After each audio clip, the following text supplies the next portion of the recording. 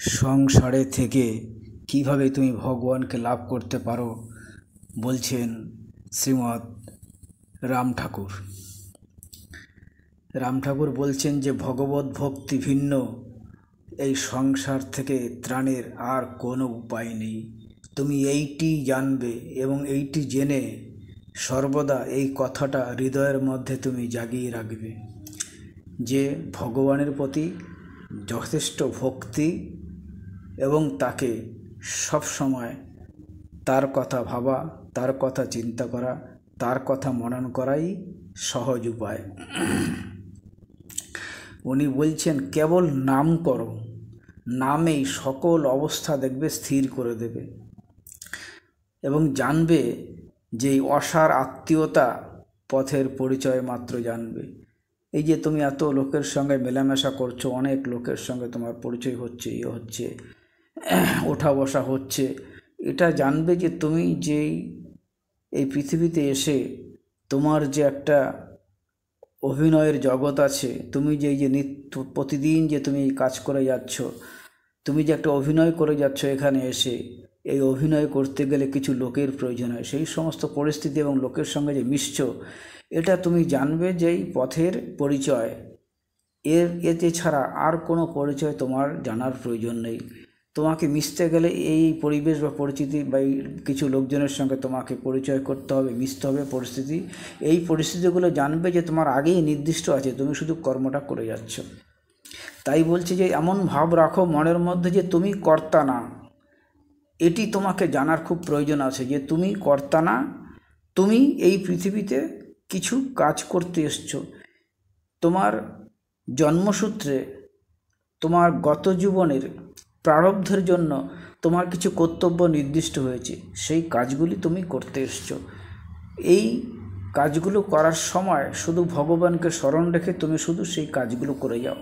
সেইগুলো করার জন্য যেই অসুবিধাগুলো সম্মুখীন হয় সেগুলোই উনি গুরুত্ব দিয়ে বলছেন যে মান অপমানের যে বেগ, সেটাকে তোমাকে তুচ্ছ করে সমভাবে মনকে উভয় কুলের মধ্যে ধৈর্য অবলম্বন করবে। অর্থাৎ এই মিশতে গেলে, কাজ করতে গেলে, তোমাকে সংসারে চলতে গেলে তোমাকে অপমান কেউ করবে, কেউ তোমাকে ভালোবাসবে, কেউ তোমাকে অপমান করবে।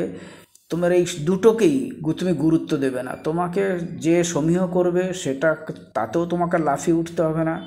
যে তোমাকে অপমান করবে সেটাকেও তুমি কিছু মনে করবে না, কারণ তোমার পরিচয় এই শরীরটা না। এই শরীরটাকে লক্ষ্য রেখে মানুষ অনেক রকম বলবে। তোমার মনের মধ্যে এটাকে ধরবে যে তুমি শরীর নও, তুমি আত্মা, তুমি ভগবানের একটা স্বরূপ। এই জ্ঞানটা তুমি মনের মধ্যে সবসময় ধরে রাখবে। অর্থাৎ মান অপমান এগুলোকে তুমি তুচ্ছ মনে করবে। তারপর বলছেন যে আমি কে, আমার কর্তব্যটা কি, আমার এই যে কষ্টের কারণই বা কী, এইগুলো তুমি অনুসন্ধান করবে এবং ধৈর্য এবং সহিষ্ণুতা অবলম্বন করবে। অর্থাৎ সমস্ত কাজে ধৈর্য ধরবে এবং সহ্য শক্তি বাড়াবে। তাহলে তুমি আস্তে আস্তে সব কাজ থেকে তুমি আসল কাজ, যেটা ভগবানের ধ্যান, ভগবানের মনন, ভগবানের চিন্তন, ভগবানের নাম, এগুলো তুমি করে যাও। এটা করতেই তুমি মুক্ত হয়ে যাবে এবং মুক্ত হয়ে সত্য লাভ করতে পারবে। কখনো মনের এই সুখ দুঃখের অধীন তুমি হতে যেও না। তুমি আলগা হয়ে থাকবে। আলগা মানে মনের মধ্যে কখনো কোনো পরিস্থিতিতে সুখ হবে, কখনো পরিস্থিতিতে দুঃখ আসবে। কারণ সুখ আসলে দুঃখ আসবে, দুঃখ আসলে সুখ আসবে। অর্থাৎ প্রত্যেকটা পৃথিবীতে প্রত্যেকটা জিনিসেরই যেমন ভালো দিক আছে তেমনি মন্দ দিকও আছে, দুটো দিকই আছে।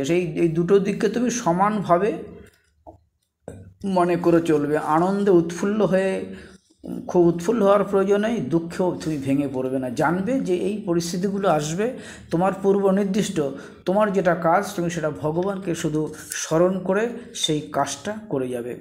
তাই বলছেন যে কি করবে, ধীরভাবে বারবার করে তুমি নাম উচ্চারণ করবে, বারবার করে ভগবানের নাম উচ্চারণ করো।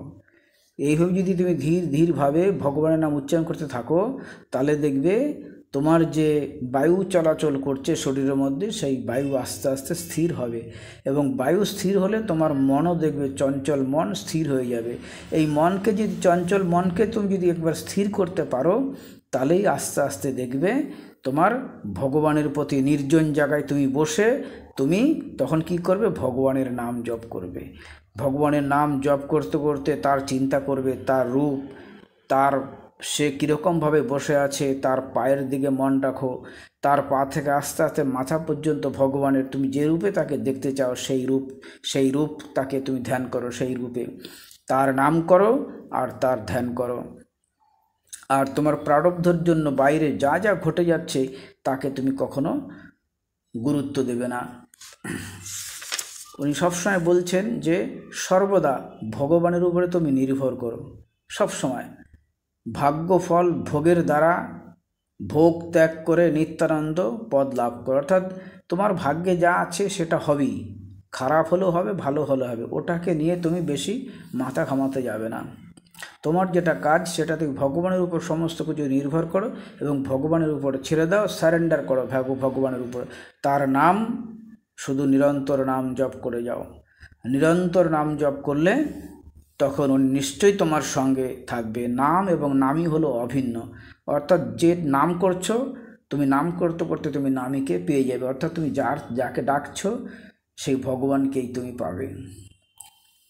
তা সেই জন্য বলছি যে জীবের কোনো স্বাধীন ইচ্ছা বা স্বাধীন শক্তি নেই, এটা তুমি জানবে।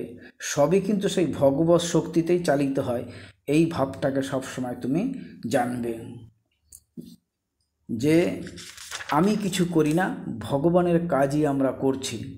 আর বলছেন কি করতে বলছে যে শুধু শ্বাস প্রশ্বাসে লক্ষ্য রাখবে। তোমার যে সারাদিন যে নাক দিয়ে যে নিঃশ্বাস নিচ্ছ এবং নাক দিয়ে নিঃশ্বাস ছাড়ছো সেটার দিকে তুমি লক্ষ্য রাখবে।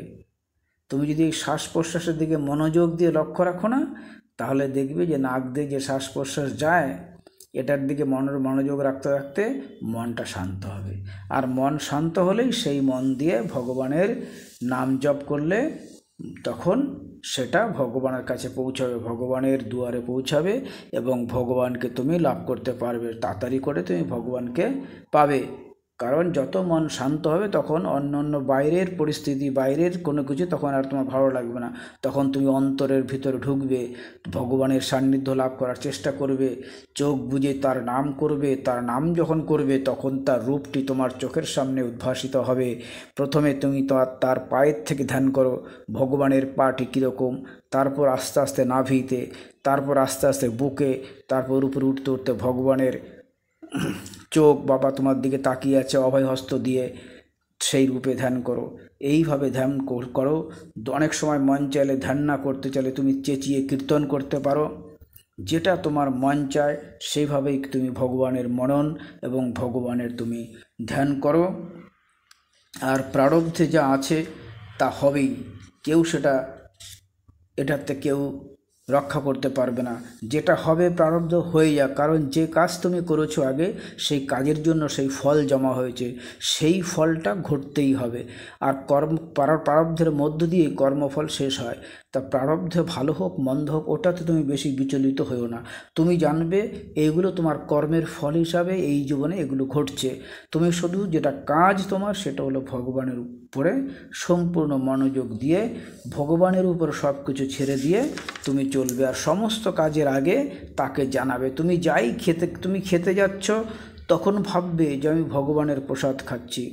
তুমি যখন কর্ম করতে যাচ্ছ তুমি ভাববে যে আমি ভগবানের কাজ করতে যাচ্ছি। এই ভাব নিয়ে চলবে, সব সময় তাকে স্মরণ করে সমস্ত কাজে তুমি হাত দেবে। যে কাজটাই তুমি করতে যাচ্ছ সেই কাজটার আগে তুমি ভগবানকে বা তোমার ইষ্ট দেবতাকে তুমি স্মরণ করবে।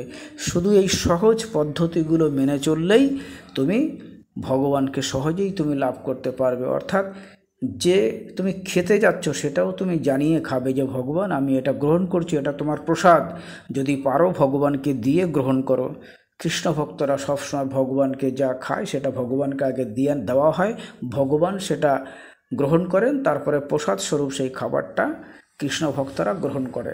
উনি সেটা বলছে যখন খাবার খাবে তখন ভাববে যে আমি প্রসাদ খাচ্ছি, অর্থাৎ ভগবান আগে গ্রহণ করেছেন তারপরে আমি খাচ্ছি।